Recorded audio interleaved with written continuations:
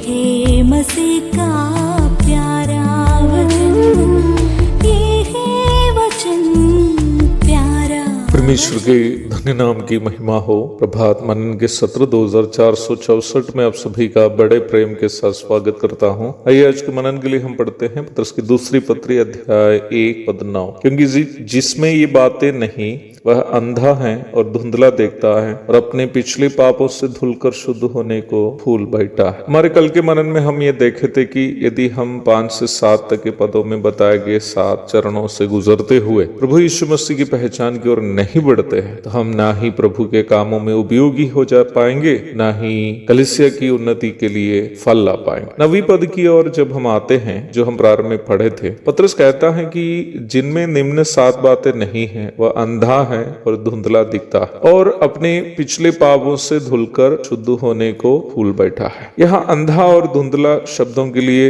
मूल भाषा यूनानी में उपयोग किए गए शब्द टुफोस और मुओपुजान है। टुफोस शब्द तेज बुखार होने से कोई होश नष्ट होकर बेमतलबी बातें बोलने की अवस्था को सूचित करता है। मुओपुजान 2 शब्दों का एक मिश्रण है जो दूर की ओर दिखाई नहीं देने की आंख की कमजोर अवस्था को सूचित करता है। अंग्रेजी का मायोपिया शब्द जो दूर की चीजों को नहीं देख पाने की अवस्था को सूचित करता है, मुओपुजान शब्द से ही आया है। इन दोनों शब्द जिसे पत्रस 9वीं पद में उपयोग किया है, यीशु मसीह की पहचान की ओर पूर्व में बताए गए 7 चरणों से जो नहीं बढ़ते हैं, जो मसीह विश्वासी नहीं बढ़ते हैं, उनकी आत्मिक स्थिति को अर्थात कमजोर आत्मिक स्थिति को सूचित करने के लिए उपयोग किया है। अंधा शब्द यीशु मसीह में विश्वास करने से अपने को मिली हुई सौभाग्यताओं को नहीं समझने वाला मसीह विश्वासी को सूचित करता है। परमेश्वर पिता प्रत्येक मसीही विश्वासी को उद्धार पाने की सौभाग्यता इसलिए दिया ताकि प्रत्येक मसीह विश्वासी परमेश्वर का पुत्र प्रभु यीशु मसीह के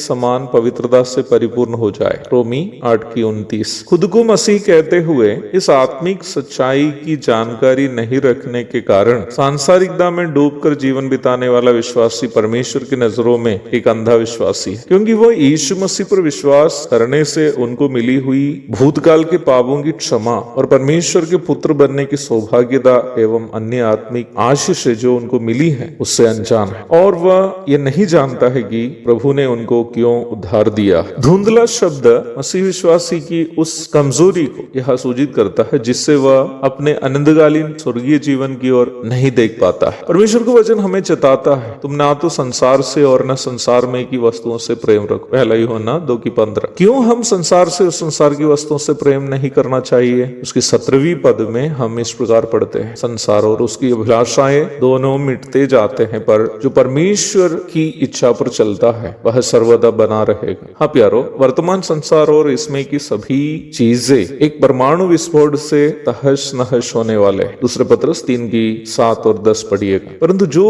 व्यक्ति परमेश्वर से प्रेम करता है, जो अंधा या धुंधला नहीं है, वह धार्मिकता पास करने वाली एक पुण्य भूमि की ओर जो परमेश्वर तैयार करता है बाट जोता है, जहाँ हम उद्धार प्राप्त मसीह विश्वास अपने प्रभु के साथ युगानुयुग वास करेंगे। मुझे सुनने वाले प्रिय भाई बहनों, दुनिया की घटनाएं हमें ये सूचित करती है कि दुनिया उसके अंतिम चरण में पहुंच चुकी है। इसलिए ही हम संसार के लिए जीने वाले नहीं होना चाहिए। हमें अपने आंखों के धुंधलापन को दूर करके हमारी चिरस्थायी स्वर्गीय जीवन की धन्य आशा में यह जीना। आशा करते हैं आज का मनन उसके लिए आपको अवश्य प्रेरित करेगा। एक और शुभ दिन की धन्य कामनाओं के साथ आज का मनन में समाप्त करता हूँ। प्रभु आप सबको आशीष दे। आमीन।